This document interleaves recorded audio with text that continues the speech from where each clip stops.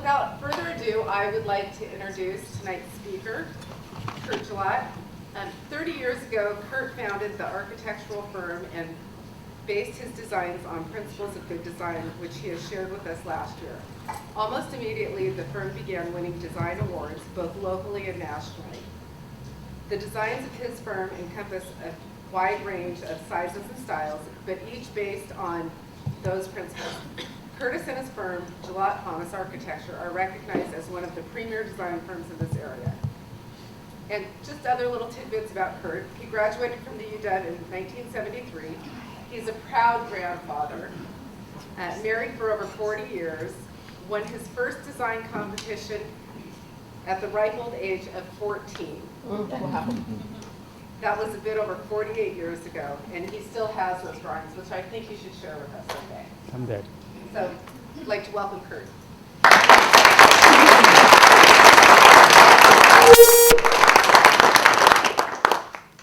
Thank you, Deanna.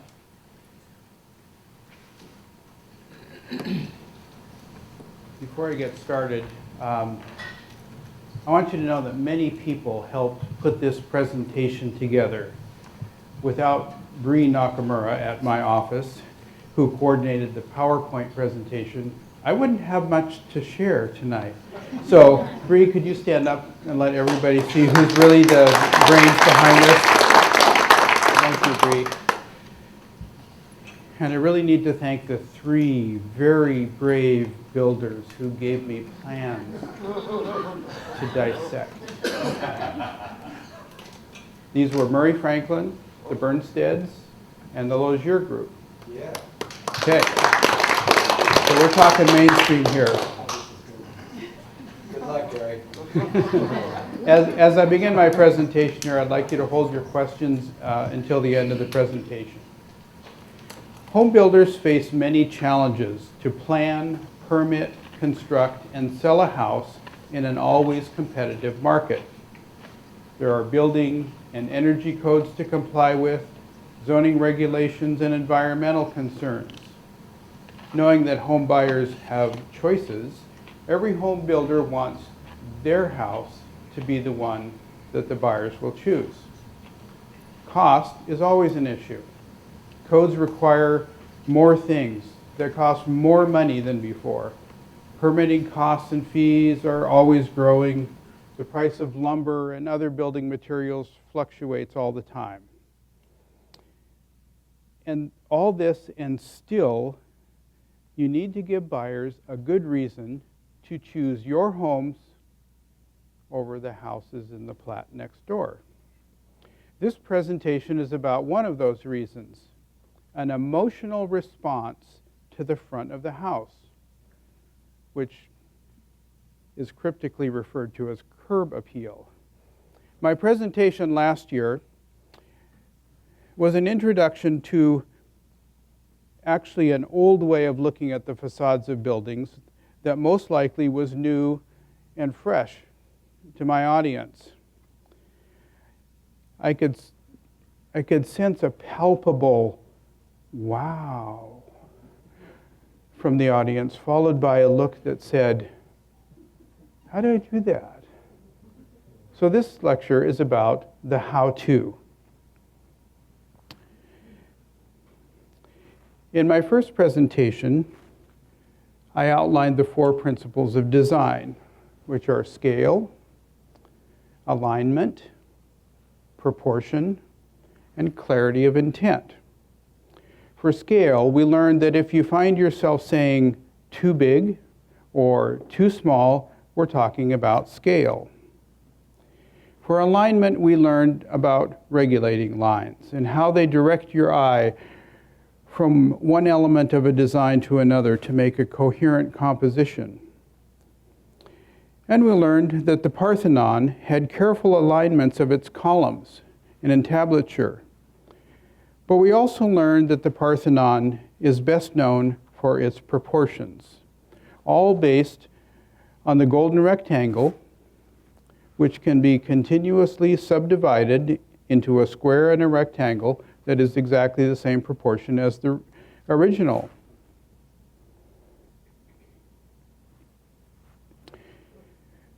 We were also introduced to Leonardo Pisano Bogoio, who gave us a series of numbers called the Fibonacci numbers, where every number in the sequence is the sum of the previous two numbers. We learned that the ratios between those numbers were close approximations to the golden ratio, and how these numbers occur so frequently in nature, including the human DNA molecule. This is why some refer to the golden ratio as the divine proportion. The numbers that are most appropriate to the design of homes are the numbers 1, 2, 3, 5, and 8. Again, these can be used to create proportions that approximate those of a golden rectangle. We learned that you could create circles with diameters equal to those Fibonacci numbers, and that designers actually use them to create familiar objects. In clarity of intent, we talked about consistent detailing and following historical precedents and not doing too much.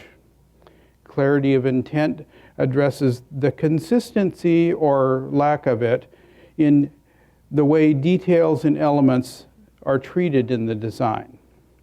Let's take these principles of design and use them to analyze the existing front elevation of some builder homes to determine how well they follow these principles, and then use those principles to see if we can improve the front elevation. We have three elevations we will evaluate. A 40-foot wide unit with a front-facing double garage where the garage must be forward or further away from the street than some of the living space. A 51-foot wide unit where living space and garage align and is really a 40-foot wide unit with a third garage added. And a 30-foot wide unit with rear-loaded garage. In developing my designs, I limited myself to keeping the basic locations of the spaces behind the facade and allowed myself only minimal changes in the floor plan to accomplish it. Let's look at house number 1 and see how these principles appear in the front elevation. As I look at this house, I didn't see anything that was particularly out of scale in any significant way, so we don't need to discuss scale on this house. Next, let's look at what alignments are apparent. The gables are in vertical alignment with windows and doors below. But note that the window above the entry gable is slightly off center, and the gable to the right doesn't really align with anything of significance. The slope of the entry gable, when extended, doesn't quite align with either the peak of the gable above the garage or anything on the downward extension. There is no alignment pattern that creates a unified composition. Now let's look at proportions. If we make a golden rectangle that is the width of the entry, it is taller than the arched opening. The living room windows can be framed by a golden rectangle, but the top window is not full width. It's close, but it doesn't quite get there. Likewise, the window above the garage is almost a golden rectangle. If we draw a golden rectangle based on the width of the house, we see that the point where the diagonal intersects the edge of the square, it almost touches the peak of the entry gable. Dividing the height of the garage into the proportions of a golden rectangle reveals that the stone wainscot is too high. Now let's look at clarity of intent. Or is the design consistent in how the elements of the design are treated? This house has some good consistency as revealed in the treatment of the gable peaks. The window trim is also treated consistently from one window to another. One glaring inconsistency is revealed when we looked at alignment. The adjacent roof slopes are different from each other. And there's one corner window in the whole house, creating an inconsistency. This house has an element of design that I don't understand. I'm referring to the belly band. Most spec houses have this, but I can't figure out how it helps unless your intention is to divide the house in half. The belly band is almost always painted the trim color, which just highlights the division. The belly band was a way to provide flashing in two-story homes of single-wall construction, where the plywood sheathing was also the siding. Our construction methods have progressed way beyond single-wall, but the band remained. We have seen that this design has some good parts and some near misses.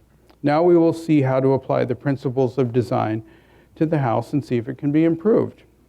We will start by using the two strong vertical center lines already there. The center line of the garage door and the gable above, and the entry gable. Next, we place a 12-12 roof line starting at the peak of the garage gable and mirror it to the left of the center line. Where the roof line intersects the entry center line, we will mirror the roof line here, then extend it upward to the right. Drawing a new center line, 5 foot 6 inches in from the right side of the house, we mirror the roof line again. Next, we place a golden rectangle that is 5 foot 6 inches wide, centered on the entry center line. Then we draw a circle centered at the center of the golden rectangle to the corners of the golden rectangle. We use the width of this circle to determine the outside lines of the entry. Next, we place a 3050 window to the right on the right center line. Is everybody following this? Do you notice some familiar numbers? What numbers do you recognize? 3 and 5, yes. They are the numbers in that sequence with the funny name. Next, we copy the 3050 window down to the first floor and then add to both sides to make it an 8050 window with a center of 3050. Now we've used 3, 5, and 8. And we place a 2020 window on the entry center line. We need to do something above the garage to catch your eye. We divide the height of the garage doors into a golden rectangle proportion to establish where the masonry wainscot should be. All of these proportions are the foundation for this. A very nice traditional home. Let's compare the original and the new.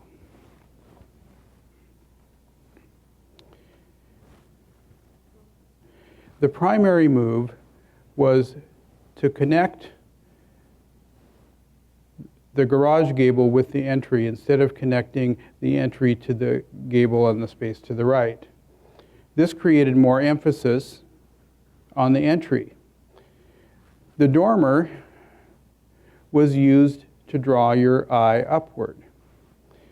If you trace the path of how your eyes travel on the original house, they go back to the garage door. Notice that? You kind of follow the gables down. And now here, when you follow the gables, it goes up, away from the garage door.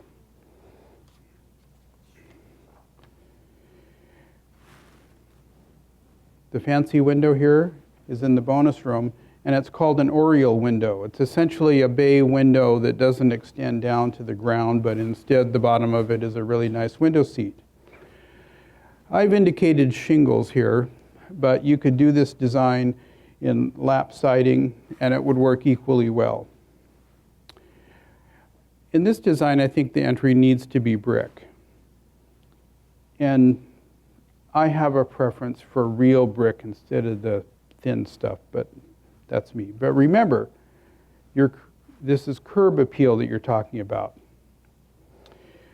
I also think this is a good opportunity to let you know how the human eye functions, since that will help you understand how people, when they look at a house, what do their eyes do and tell their brain. Our eyes are always drawn to the lightest color. Darker colors recede and they're not noticed as much. Based on this information, should we paint the garage door white? No, you paint it dark and it'll make it go, it'll recede into the background much more than moving it a few feet back from some living space. So, can we create a contemporary design out of this? Well, let's see. One of the characteristics of contemporary design is bold massing and a focus on solids and voids. So let's create a void that's 5 feet wide, starting at the edge of the garage and encompassing most of the entry. Now let's offset from the edge of the garage a distance of 30 inches. Yes, this is somewhat arbitrary, but it is pretty close to the edge of the garage door. Starting at the lower left, let's draw a line that is the diagonal of a golden rectangle until it intersects the offset line. We're going to draw a horizontal line here. And you're going to create a golden rectangle out of our 5 foot wide void. It would be roughly how tall? 8 feet, that's correct. There's those funny numbers again. We use the diagonal of a golden rectangle to create a line to the right. Let's draw a horizontal line at the top of the entry where this line intersects the diagonal. I think I got behind myself. So anyway, you can see what we've done with intersecting diagonals and lines. Before we go any further, I need to show you an expansion of phi, the divine proportion. Remember that the proportion of a golden rectangle or golden ratio is 1 to 1.618. If you add a square to a golden rectangle, you create a new rectangle that has the proportions of 1 to 2.618, which happens to be phi squared. And the little golden rectangle over here, oops, that wasn't my pointer. I got it.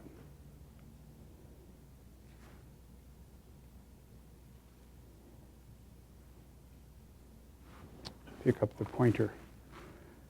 And the little leftover rectangle here has a proportion of 1 to 0.618, which happens to be the square root of phi. Fascinating, but probably only to me.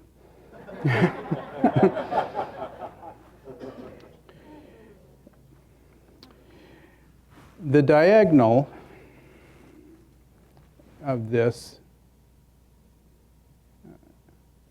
I've got it just fine, Bree, has a slope of approximately 4 5/8 in 12. We're going to use a similar slope of 4 3/4 in 12 for this design. Starting at the intersection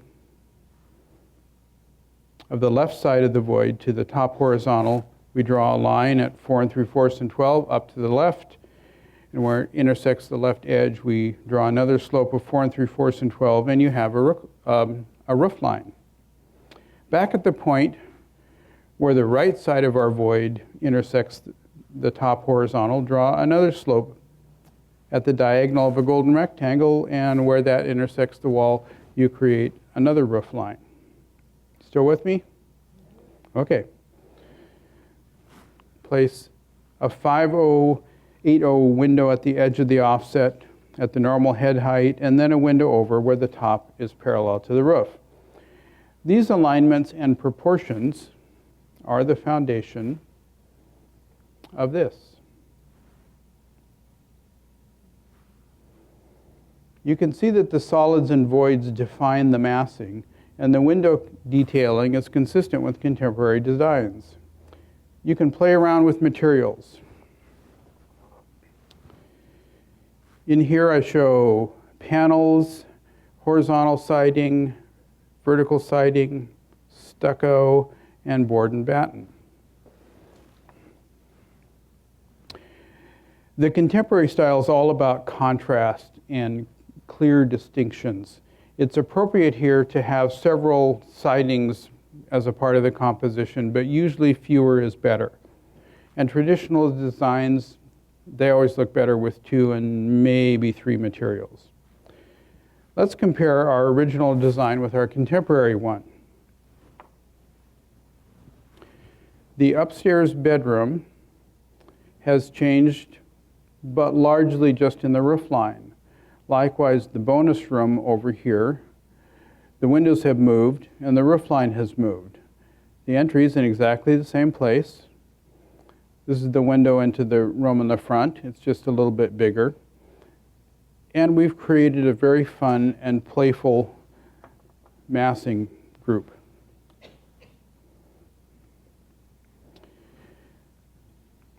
Now that you've seen the principles of design be used to analyze an elevation and possibly recompose it, let's take a look at our next few houses. Here's house number 2. A quick analysis shows 3 center lines, nice alignment, except for the roof peak and the windows above the entry, which are not quite aligned. The slope of the entry roof extends down to the corner of the garage, but upwards leads to nothing. A line from the left corner of the garage to the center of the entry roof, when extended, reaches the corner of the roof. It's interesting, but I think it's more random than deliberate, since it doesn't add to the overall composition.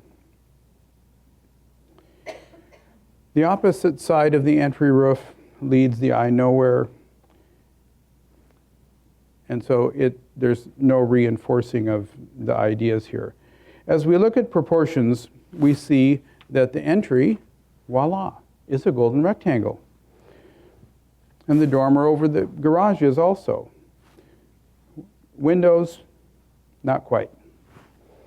And the stone wainscot by the garage there is just not at a pleasing height. When we look for clarity of intent, we see that all the roofs have the same slope. We also see that the window sill trim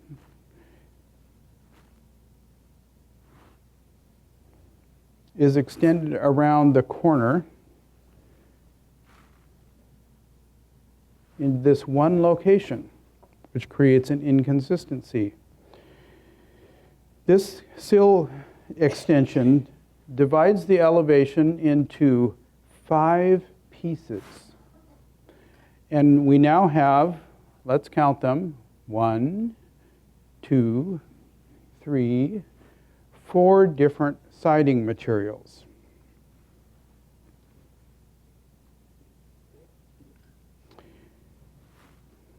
It ends up being kind of distractingly hyperactive. Let's create some order here by applying the principles of design to create a new design, starting with the entry center line and the bottom of the roof. Let's create a golden rectangle starting on the right side with a height from roof to floor. The left edge of the golden rectangle can be the new center line of the garage door, which only moved a few inches. Create a golden rectangle starting at the left of the garage to the center line. Let's draw a horizontal line from where the center of the square was. Still following? Okay, just checking. Let's place that golden rectangle entry right where it was in the original design and draw diagonals extending upward. Where the extended diagonals reach our horizontal line, draw lines down to create the width of the entry. From the left lower corner of the garage, draw a line at the diagonal of a golden rectangle up to the entry center line and mirror it. Offset these slopes about 5 inches. Extend the sides of the entry upward past the roof. This becomes the width of a gable dormer. Connect the roof slopes to a single peak. Add some carefully placed windows, and let's see what we get.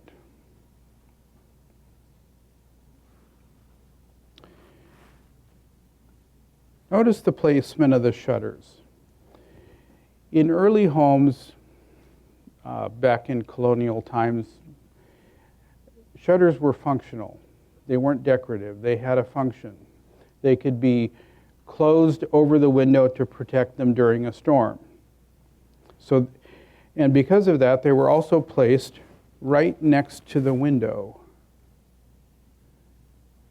not next to the trim around the window.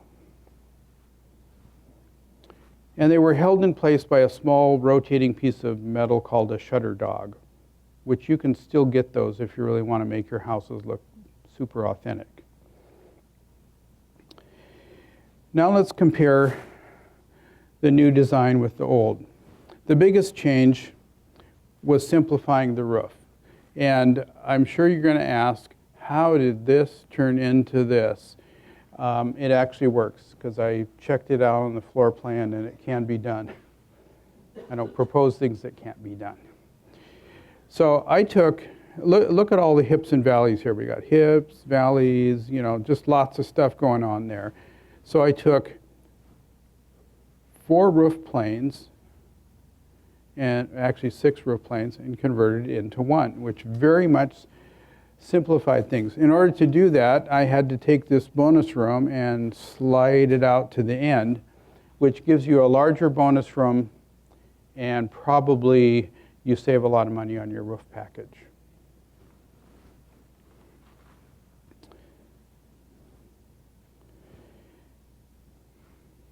Now, again, because of what our eyes do, the garage door here should be darker than the brick.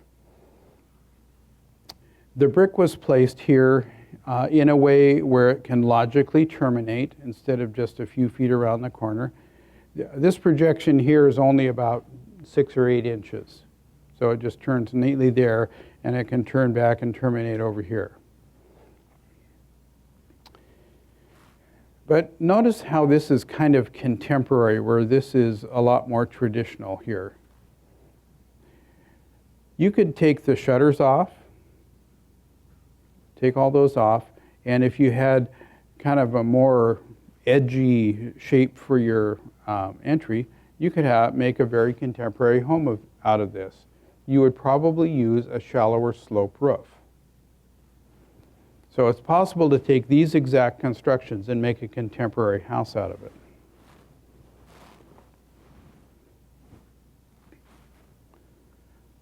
House 3 is a simple box. Let's see what design principles can be revealed here. There are 2 center lines, but the extension of the entry roof goes nowhere. Notice that the head height of the window is different than the entry door. Next, we look at proportion. Let's draw a golden rectangle from the top of the upper floor window head to the floor line. Notice that the basic shape of this facade is a golden rectangle. Very nice. If we draw a line at 45 degrees from the lower left of the golden rectangle, we have an intersection that is very close to the peak of the entry roof. Almost. I'm going to pause here and say, realistically, almost is just fine. I'm being really, really picky here, but almost is fine. The rectangular window is almost a golden rectangle, but the large window is a square, which is also a pleasing shape. The proportions of this entry, it's off in lots of ways. It's also an example of scale, since you find yourself saying either it's too wide or it's too short. And remember, any time you find yourself saying it's too whatever, you're talking about scale. Last, we look at clarity of intent. There's that belly band again. The shutters are not only narrower than the window that they were intended to cover if they were operable, but they're placed at the edge of the excuse me, at the edge of the trim instead of the edge of the window. There is only one gable peak here, excuse me, and it has a small block at the peak that's shaped and positioned to conceal any gap that might open up between the fascia boards. This is a fairly new device to compensate for a problem that craftsmen in earlier years did not need to address. Speaking of craftsmen, here we go, a bracket visually supporting the peak. The entry is saying one thing, and the rest of the house is saying something else. Can we improve this house? We'll take a drink first and find out.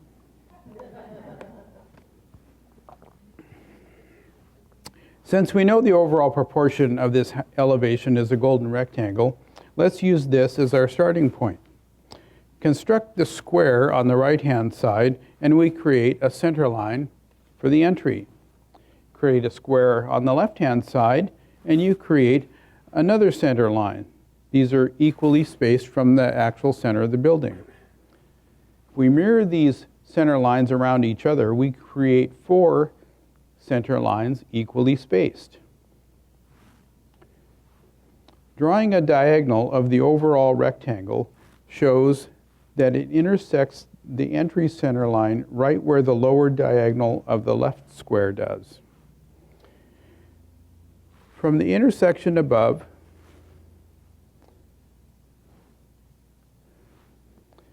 we can draw a roof line at 612 slope. Let's extend the head height of the window to the left and place a golden rectangle from that height down to the floor. And from the bottom center, let's draw some lines perpendicular to the roof line. Add some beautiful 3050 windows on our center lines, and you have the framework for a lovely New England salt box style house. Comparing new to original, you can see that although the windows are arranged slightly differently, they're still in the same rooms as the original. I chose to give this house this part of the house a gable roof instead of the hip roof because it's more consistent with the historical precedents. And notice the divisions of these 3050 windows. This is a 2020 and this is a 2030, and together they make a really nice approximation of a golden rectangle. And the entry now has much more pleasing proportions.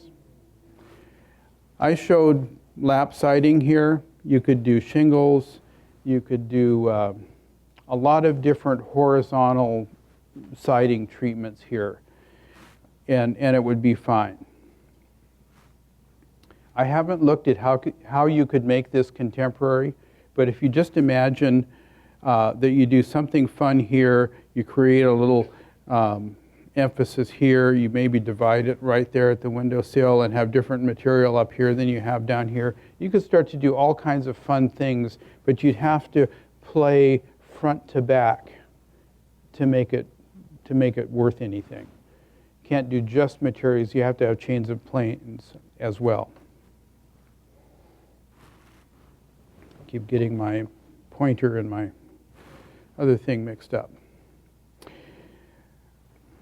As you've seen, the principles of design are tools you can use to evaluate your designs and reveal where improvements can be made.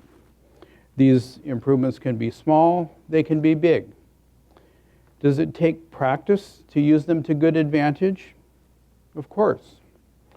Just start and try it on one of your designs and see what happens.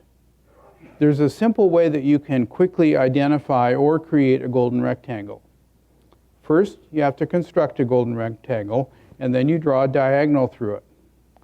And then you take your adjustable triangle, and you make it parallel to that diagonal, and you put a little mark to indicate where that is. I have a little scratch mark on my adjustable triangle so that I can just pull it out, create the diagonal of a golden rectangle at any point, and check things out.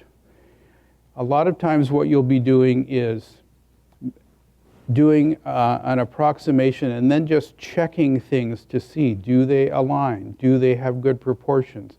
Just start checking.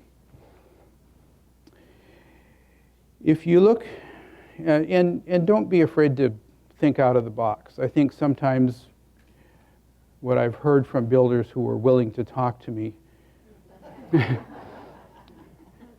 you all have your little paradigms that cause you to do the same thing over and over.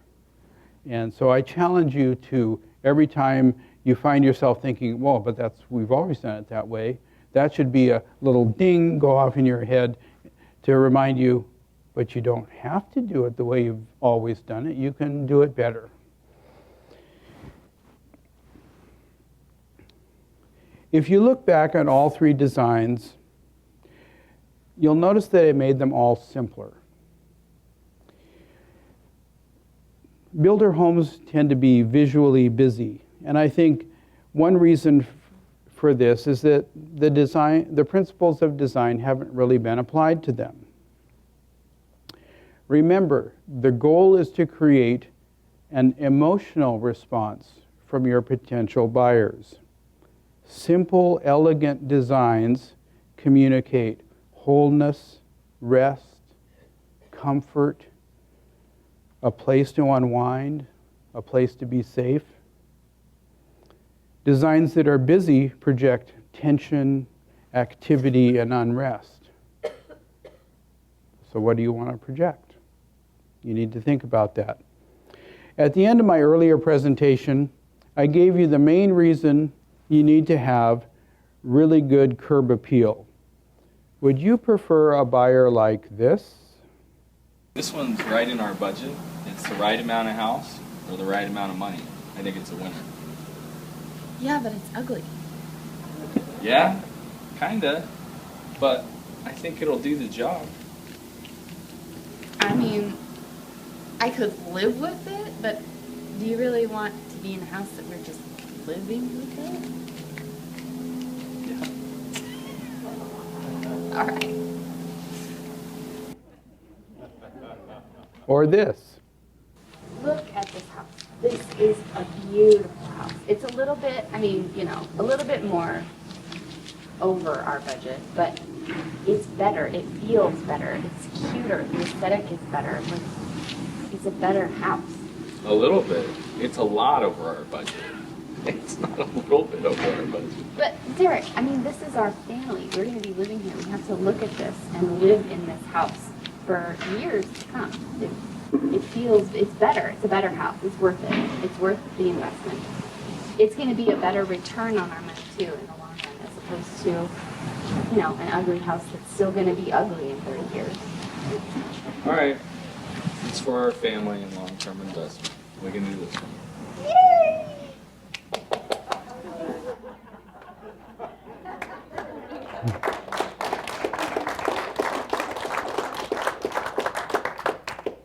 Good design sells homes. Use the principles of design to enliven existing plans or create entire new ones. It can be very rewarding. Thank you.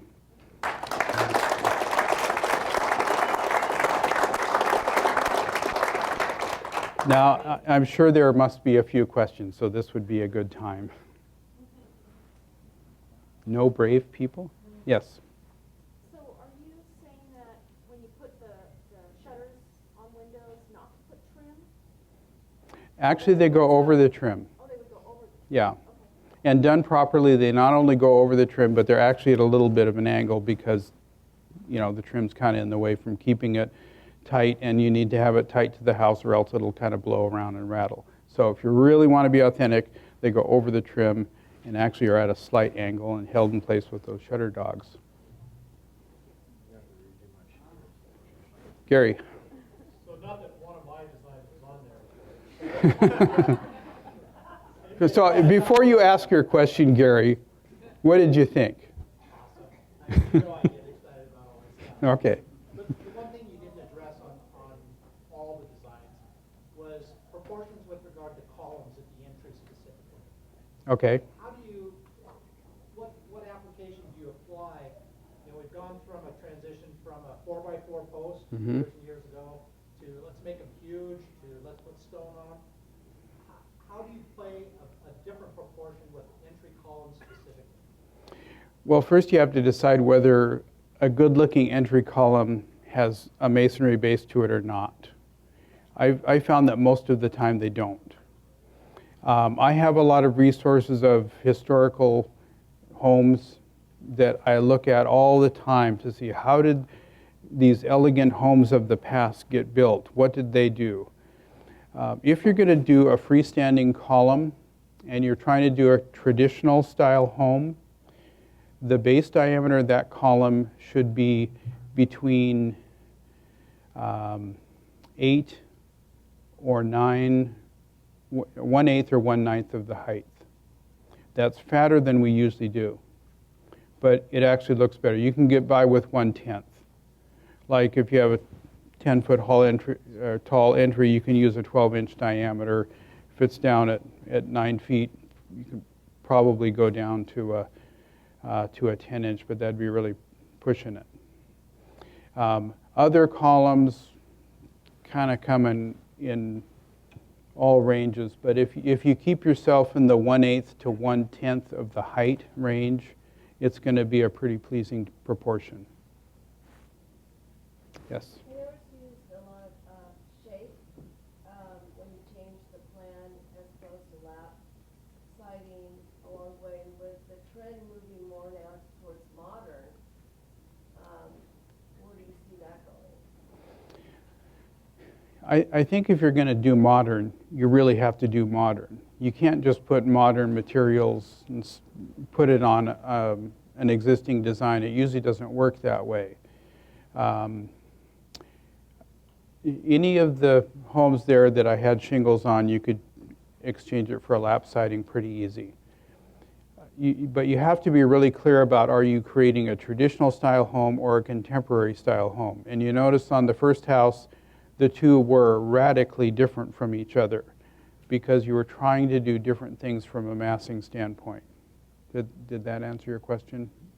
Yeah, I just wanted to see, I wanted to know what you felt the trend was going towards in your mind's eye now. I think the trend is more towards contemporary in where your market is young professionals. For move up or empty nesters, it's probably going to be traditional. So it depends on your market. Urban situations really go either way. They're either going to try to reference the neighborhood as a precedent, or they're going to just be dramatic. Yes? Thinking about young contemporary, when the West Yale was seeing the same thing built again, square roof, Mm-hmm. and the squares of cement board, I believe. Yeah. Mm-hmm. But before they're even finished and painted, the sides are turning up and coming apart, and we're like, why are builders doing this? Yeah. I asked the same question. Why do you use materials that aren't going to work? Any flat material, you really have to be careful about the edges. Now, Hardy has come up with some nice, it's more in their commercial division, but they have these thicker panels with aluminum spacers in between that either can be the same color or a contrasting color. They have worked that out so it actually works. Sometimes on these contemporary homes, they're trying to be really, really green. And so one of the products you can get is actually laminated paper. So just imagine how that does. Drainage system behind that is really important. Yeah, you have to use a drainage mat behind most of those, or they just really get in trouble.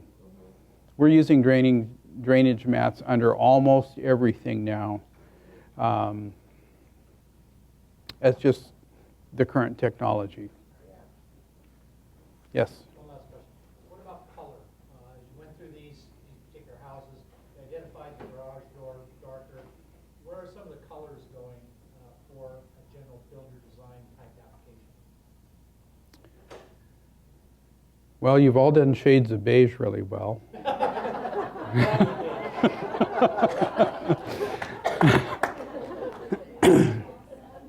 You know, if you're doing a traditional style home, there's a lot of resources on what color were the traditional homes, and believe it or not, they were rather bold in their color, the original colonial houses.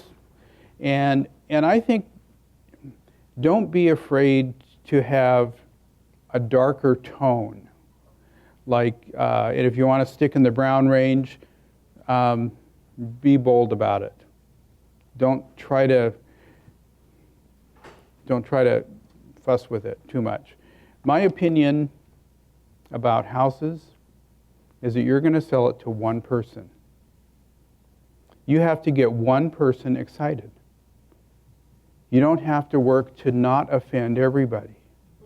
And I think that becomes the problem with a lot of the choices, is you're trying to appeal to as broad a group as possible when you're only going to sell to one person. So make it interesting for one person. And you know what? When it comes time for them to sell it, somebody else is going to say, that is a cool house. I want that house.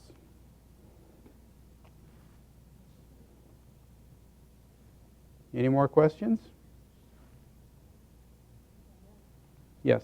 Question about trim and fascia boards and things that really dress up the house. Mhm. Minimize on those and it's going to look very clean. Is there some type of a ratio or a measurement that would equal the substance of the house? If that makes, maybe that doesn't make sense. I'm saying Mhm. you can see very small fascia boards, you can see very deep fascia boards, and it's a night and day difference in the outcome. It is. Again, this is kind of that scale issue. If you noticed on the little salt box, I pulled the eaves in because that's the way they did them, and they had very little trim on those gable peaks. Usually just a little 1.5 inch piece of molding. And it looks clean and crisp. Bigger is not better, just like busy is not better. I don't really know of any kind of a mathematical formula that helps you decide how big trim is. It's one of those things that you can look at historical precedents and see how they came out.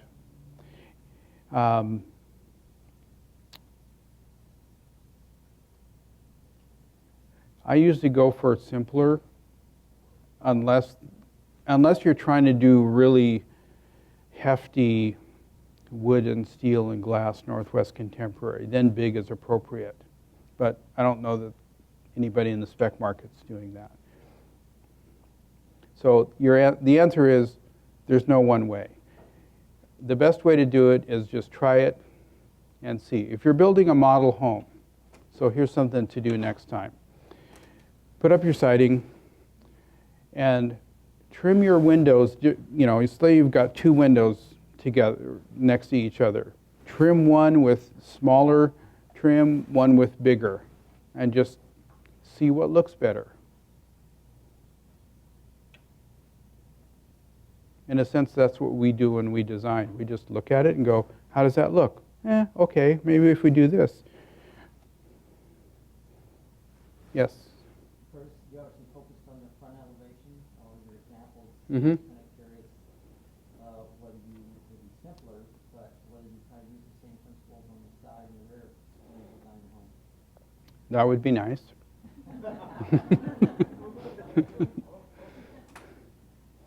You know, it all gets back to the economics.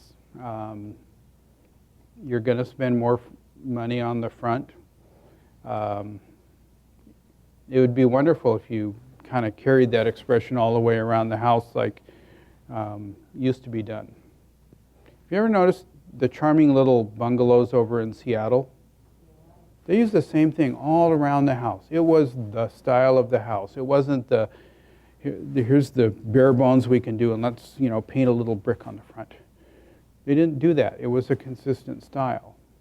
And I think it would be wonderful if you builders could figure out ways to incorporate fresh designs on the front and on the back. And I think if you work at composing your back elevations, could go a long way, longer, you know, provide more benefit than you think. You know, even though most of them are a two-story plane, compose it nicely. And yes, there's a tug of war between the floor plan and the elevation. There always is. But again, don't be locked into your paradigms. Yes? In regards to masonry on either side of the garage door, is Mm-hmm. there a general rule on how far that should go up? Well, let's try using some Fibonacci numbers here. If it's 8 feet tall, how tall should your wainscot be? Either 3 or 5. Never do 4. Never divide anything in half. Hence the belly band thing.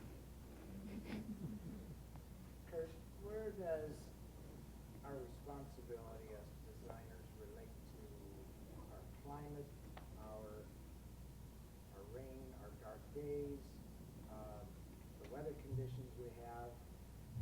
We're doing houses without any overhangs. We have a rainy climate. We're doing the last example you gave at number 3050 windows in a climate that's fairly dark. That's true to the tradition, but that 3050 window was traditional because they couldn't get glass that was any larger, perhaps. Yeah, that's right, and that's why they use shutters too. So they use shutters. So where do we in the Northwest say to what we're going to do here is going to be different than Palm Springs Mm-hmm. because of climate? Where do we say that's not a responsible design for the Northwest? I think that's a valid point. And a lot of traditional designs work better in New England than they work here. The need for light is certainly there. Use 8050 windows. And that's actually kind of where that house started. And I think the bulk of the problem was actually the entry. And, you know, the rest of it was just a way to make it look a little bit different. There was a small window over the entry. Did you remember that? That goes into the 2-story volume of the entry. I don't know why it couldn't have been the same height. It just, one of those things. A lot of times, think about where your primary living spaces are. On most of these houses, it's not the front. It's going to be the back. Play around with 12080 4-panel sliding doors. They create a lot of light and are really open the back up. Overhangs are one of those things that, you know, I go back and forth on. How much protection should we give? Although I think our rain screen methods and flashing methods are a lot better than they were in years past. And we can get away with shorter overhangs if that's the right look. Well, thank you for listening.